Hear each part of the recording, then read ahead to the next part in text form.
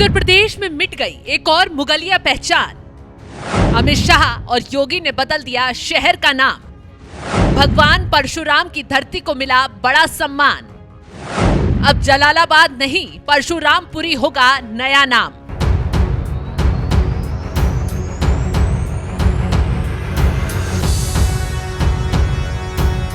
जब सत्ता एक भगवाधारी महंत के हाथों में होती है तो उसका क्या परिणाम होता है, इस बात का सबसे बड़ा उदाहरण उत्तर प्रदेश जैसे बड़े राज्य का लौटता सनातनी गौरव है। क्योंकि जब से योगी आदित्यनाथ ने उत्तर प्रदेश की सत्ता संभाली है, फैजाबाद का नाम बदलकर अयोध्या कर दिया गया, इलाहाबाद का नाम बदलकर प्रयागराज कर दिया, मुगल सराय का नाम बदलकर दीनदयाल उपाध्याय कर दिया गया और अब एक और शहर का नाम बदलकर भगवान परशुराम के नाम पर परशुरामपुरी कर दिया गया।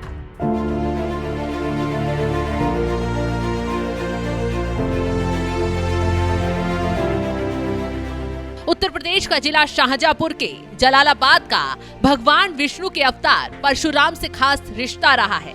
ये उनकी साधना स्थली रही है, लेकिन इसके बावजूद जलालाबाद का नाम मुगल शासक जलालुद्दीन के नाम पर रखा गया था और अब तक जलालाबाद के नाम से ही इस शहर को लोग जानते थे। मगर अब ऐसा नहीं होगा, क्योंकि योगी सरकार ने जलालाबाद का नाम बदलकर भगवान परशुराम के नाम पर परशुरामपुरी कर दिया है। और सबसे बड़ी बात तो ये है कि योगी सरकार के इस फैसले पर गृह मंत्री अमित शाह के मंत्रालय ने भी मुहर लगा दी है, जिसके लिए अमित शाह और सीएम योगी का आभार जताते हुए पीलीभीत के बीजेपी सांसद और मोदी सरकार में मंत्री जितिन प्रसाद ने कहा, उत्तर प्रदेश में शाहजहांपुर स्थित जलालाबाद का नाम बदलकर परशुरामपुरी करने की अनुमति देने के लिए गृह मंत्री अमित शाह का हार्दिक धन्यवाद और आभार। पीएम मोदी और सीएम योगी आदित्यनाथ जी का हृदय से आभार, वंदन और अभिनंदन। आपके मार्गदर्शन और नेतृत्व में आए इस फैसले ने पूरे सनातनी समाज का गर्व का क्षण दिया है। भगवान परशुराम जी के चरणों में कोटि कोटि नमन। आपकी कृपा मात्र से ही इस पुनीत कार्य में निमित्त बन सका। आपकी कृपा दृष्टि संपूर्ण जगत पर बनी रहे। कभी कांग्रेसी रहे जितिन प्रसाद सांसद भले ही पीलीभीत से हो, लेकिन उनका जन्म स्थान शाहजहांपुर ही रहा है। यही वजह है कि जिला शाहजहांपुर में स्थित जलालाबाद का नाम बदलकर परशुरामपुरी किया गया तो बहुत खुश नजर आए और अमित शाह से लेकर सीएम योगी तक दोनों ही नेताओं का आभार भी जताया। तो वहीं आपको बता दें, गृह मंत्रालय की तरफ से आई इस मंजूरी में कहा गया है 27 जून 2025 को उत्तर प्रदेश सरकार की तरफ से जलालाबाद का नाम बदलने के लिए पत्र भेजा गया था।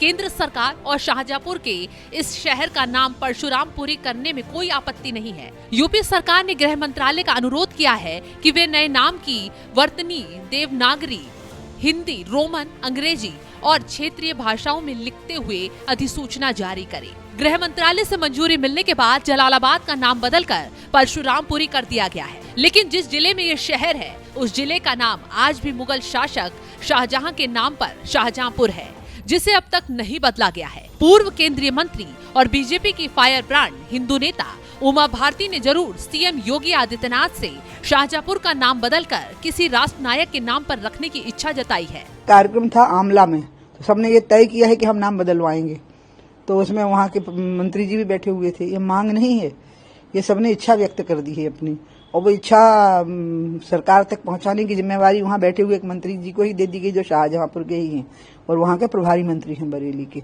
ये तय है कि ये बात हुई है कि इसका नाम बदलना चाहिए, किसी स्वतंत्रता संग्राम सेनानी के नाम पे, किसी संत के नाम पे, या किसी सांस्कृतिक चेतना का जागरण करने वाले महापुरुष के नाम पर। और ये तो गुलामी के दौर की निशानी है, ये नाम मिटाया जाना चाहिए। और ये बात मैंने कोई मांग नहीं की, मैंने कहा है, घोषणा मैंने ही की और सबने उसका समर्थन किया है और मंत्री जी की जिम्मेवारी ठहरा दी है। अभी तो फिलहाल जलालाबाद का नाम बदलकर परशुरामपुरी किया गया है। अब देखना ये होगा कि योगी सरकार शाहजहांपुर जिले का नाम कब बदलती है। वैसे आपको क्या लगता है, क्या योगी सरकार फैजाबाद, इलाहाबाद, जलालाबाद के बाद शाहजहांपुर का नाम बदलेगी? अपनी राय हमें कमेंट बॉक्स में जरूर बताएं। साथ ही जलालाबाद के एक चुनावी कार्यक्रम में सीएम योगी ने क्या कुछ कहा, चलिए ये भी सुनवाते हैं। भाइयों बहनों, मां गंगा और राम गंगा के बीच में बसा हुआ यह क्षेत्र भगवान परशुराम की भी साधना स्थली के रूप में मानी जाती है और हम लोग इस अवसर पर भगवान विष्णु के इस महान अवतार को भी नमन करते हैं।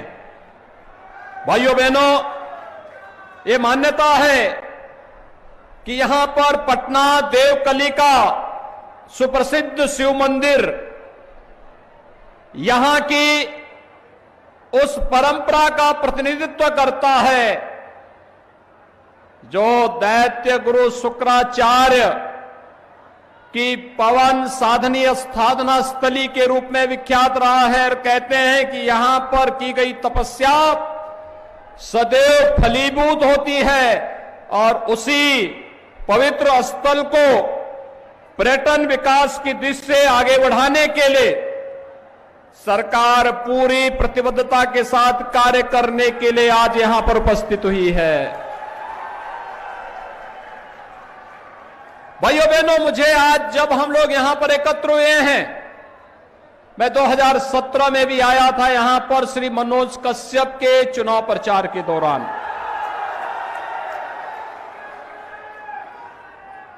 आज वे हमारे बीच में नहीं हैं,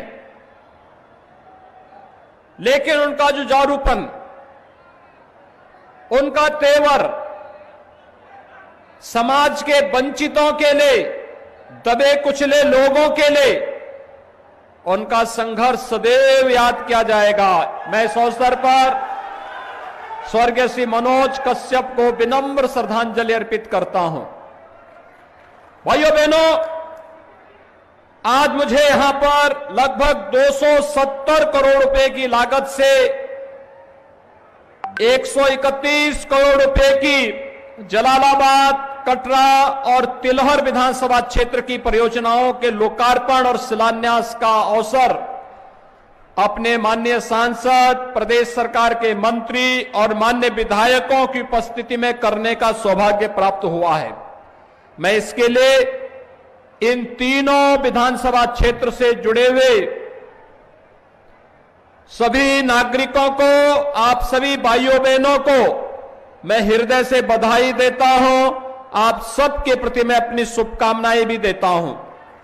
जो योजनाएं पूरी हो चुकी हैं, इसकी बधाई।